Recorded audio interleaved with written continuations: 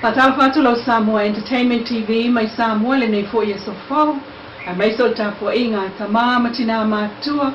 Te lava mo mai ai tato fasalonga le nei tula. O le tala tuli loa.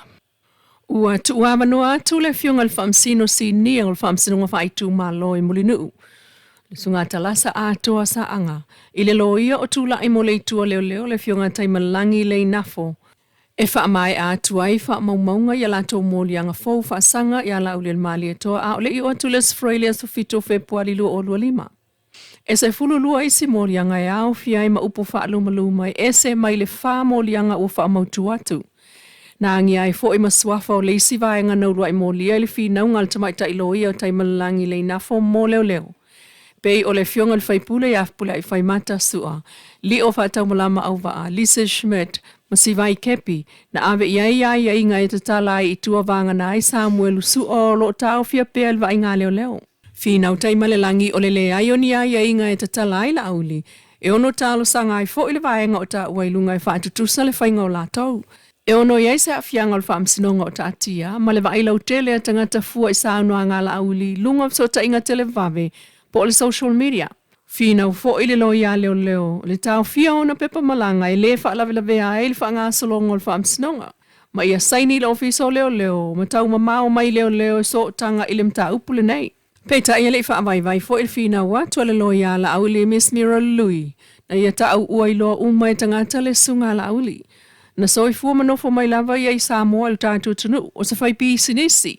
Ai o le tai fo ile vanga wha upu whai tele i Samoa. Ma ua le tau fia fo i leo leo tal sanga tu inatu e malanga i fpulea i malio i fafo. E le whetau i fo i le whaasao la auli mai le social media a e tatau na tapu na o le sao noa i mata upu tau whaamsinonga le whai nei. I le malesi tu e tau af so ta inga tele vave ia la auli mola na ngā ruenga e mai so ta penanga mo le palo te tele. Peta i le tali mai e le tamaita i whaamasino. Wa ia whaao ngā ai inga o le tatala i tua sa ia o atu les freile nei. E wha amatala mai eile mafu anga o lona wha o ngā ina o aia inga e te talaila au li itua. O le tāu se fulu le tai au nā wha moe moe le ua wha i talai le whaitau se lau. O le au langolango le fionga ia la au le mali e toe wheilo ia i muli nuu i le asfraile. Wa tipi i lalo le au wha inga o tupe le malo e tu inatu i le wha lampo ptonga le to manga moe popo ngā tia pol SVSG mai le afa miliona i le na o le lua se la wafe tala. Ai ua wha o popo ane nei ma isi wha la po tonga tu ma oti. E wha sa fua atu i ai ele malo vai ngā tupe mo pol kalame ma o onga e tau fiai sa wanga wha sanga i tina ma tamai tai. E au fiai le Soul Talk Samoa, le Samoa Rejuvenate Youth Group, le Salvation Army ma le Lakapi Samoa. Peita ai ua wha mawina le to manga mo e popo ngā TLCT o le au wha i o tangata e vilia, le lato laina lawe ai o le valu se lau fitu wha. O ta ua whamtalanga whaalawa i te le mai mtanga luenga tina mtamai tai, o le so tolu o Februari, le sa whaatino ai le saini ngā lima mō le whaamatu i nātua vai ngā tupe mai le malo. I le wāl mtanga luenga tina mtamai tai a tina e o fio angamanga so tai, ma whaalapo tonga tu ma oti o lo ngā lulua i polkalame ma o onga e tau fiai sa wanga whaasanga i tina mtamai tai. E se la wafe le vai ngā tupe na vai iai. Ai o le lua se la wafe watu inatu ili to manga moe popua ngā tia. O lo avatu fo iai maa inga e whao ngā iai le se leni e pei fo ona whai e isi whala po tuputonga. Pei ta e whalawa i tele mai ma le whao tuanga le minister o mtanga ruenga langa aia tia eitu au tufunga. Tautua nā le wha maoni i le whao ngā ina o se leni ua wha matu atu e meise o ala fua o ta oto e li poti mai ai pe a mai al taimi wha atulanga ina o le whao ngā ina o nā tupe. E le se fōlinga whaititi o ngā ruenga te atu i sā wanga whaasanga i whanau i Samoa. Talu o lo moli mawina mai e le leina vili fua le to manga moe popua ngā tia le sitia. O le whaitaua mata upu tau sā wanga wha mawina mai lea e le valu se lau fitu valu fitu wha. O le telefoni lea e ola lua sulfa i tu laia sa umalawa ai le misia lava si asa malavala au tau nuu. Ai maise, o le taimi o aso malolo na mawai atu, o le tele o val au whanau sa waina e mātua ma au ainga. E ele mata upo le asalua fito i anuali, o le tamaititi sa wha au au lava o na sa waina e ona mātua ma au ainga, ai na ale whātau sanga o le atali. O O le isi fo imta upu o le tamaititi whātau sanga fo'i na sāwaina e lona tamā. I le pau mauno oa umai o na fōlinga.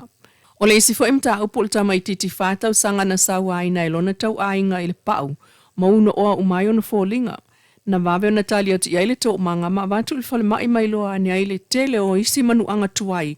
O lo oi tino ia whanau e atangia ua o se sāwanga whaawau. E le e fau foi. Le mata upu i le teine se fulu whātau sanga o loi tonu nei fo i o le tō manga ma lona maitanga a fua mai i le sa wanga o whiusua inga i to tonu lava o lona ainga. Mai ua whaia ia isu esu e ngā leo i le taimi nei. O whanau sa waina nei u wha o popo atu i le tele o isi o whanau whapea o lo o tau sia i le loto a le Campus of Hope i tuana i mato.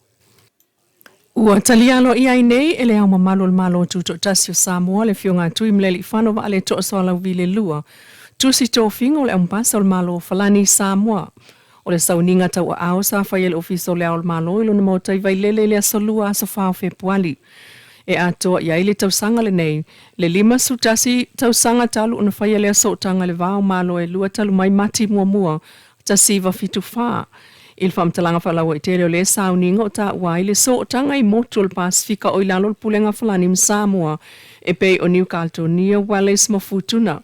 Mātangi ai le mausali o le nā so tanga o mai ei nei i le whamautuina o le ofiso le ampasa o whalani i Samoa.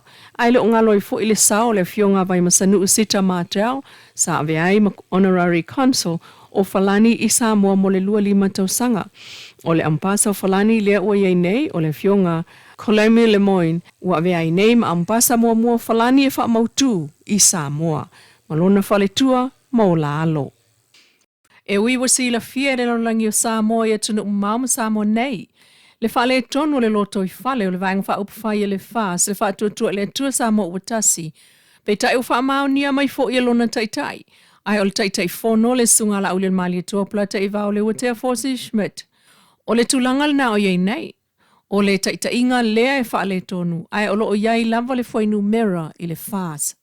Na sauno fo i la uli na ua fsilingia e tu stala i le umane o le whaamsinonga i le asolua. O le vai o sanei whaatau i lato folfolanga le sa whai swinga o tu la fono ma le ave o le lato whaamua e tangata e ana le malo. E mātou tele se ma le whaatino ina o tau tinonga na whai le tu. Mātou tele se. O mea umana tau tino ia Samoa. O le mena nai whaatini no fo inga. Mela vai o tupu ma le temiri nei po whea o whalala i le majority o le vanga whao. Mena le mātou tong whai for temiri nei. A tūlanga la vai e le mta upu lea e whape mai o mātou whatau te e ini mena mātou polo misi le tunu e le ai. O lo mātou tūtū maupea e whaatino tau tinonga na whai ia Samoa. Tolu pili. Whamsinonga lea, whamsinonga Samoa, whamsinonga Sili ma le whamsinonga whanuma sofa. Tūlanga whainga pālota, tofi sa le aula o le manatu mai, le pālota mai whafu. Ma mea umalava o ina le tutu o ele mātou luasfu. Le mātou te mātou te oi whaatino mena ia umal no whainga ne whaatino. Al pūlenga la vai, o lo mātou ilo po lale se uala e whasa o le mele alu temini. Petai, o le alava le mea sauno i ele whonga whitalai. O lana le nā whai unga pion saunoa la auli ai o le whai unga alwainga wha upawhai e tū mau. Se tautua le nā lau Samoa Entertainment TV mai Samoa le nefo iaso e wha moe le lofo le tua tātou tui whiro e fo ilaso a tai au se wha poponga ai ma wha ptai tuai i le Wendy's Design mai funga lei mo le wha la e.